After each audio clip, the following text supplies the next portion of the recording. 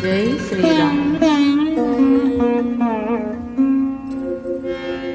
హృదయ తాపమున జానకి తోలుచు శోక భారమున గడగడ వణుకుచు జరిగి జరిగి అశోక శాఖలను ఊతగాగుని మెల్లగా నిలచి శ్రీరాముని కడసారి తలచుకుని తన మెడచెడతో ఉరిపోసుకొని ప్రాణత్యాగము చేయబూనగా శుభశకునములు తోచె వింతగా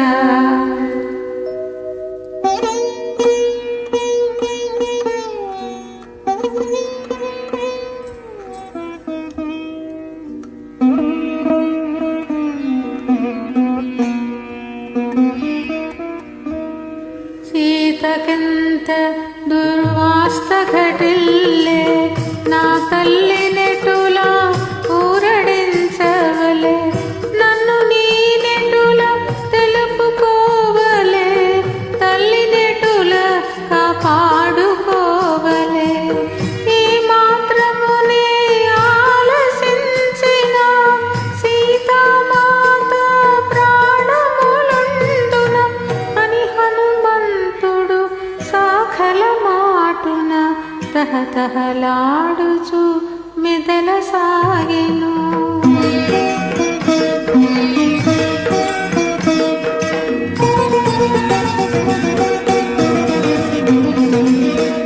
ననుగని జానకి బెదరక ముందే పలికెద సీత రామకథ సత్యమైనది వ్యర్థము కానిది పావనమైనది శుభకరమైనది సీతామాతకు కడు ప్రియమైనది పలుకు పలుకున తేనెలొలుకున్నది అని హనుమంతుడు మృదు మధురముగా పలికెను సీత రామకథ.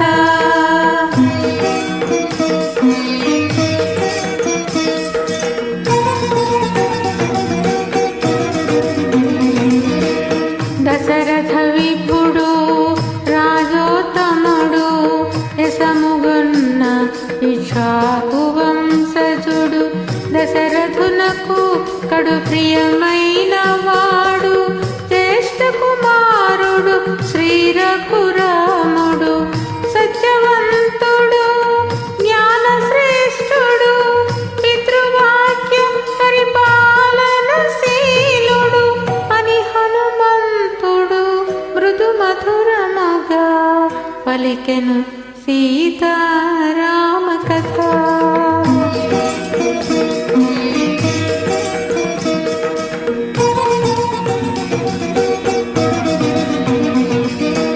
శ్రీరాముని పట్టాభిషేకము నిర్ణయమైన శుభ సమయమున చిన్న భార్య కైకద సరగు చేరి తన కొసగిన రెండు వరములు కోరి భరతునకు పట్టాభిషేకము 14 రామవనవాసము అని హనుమంతుడు మృదు మధురముగా పలికెను సీతారామ కథ.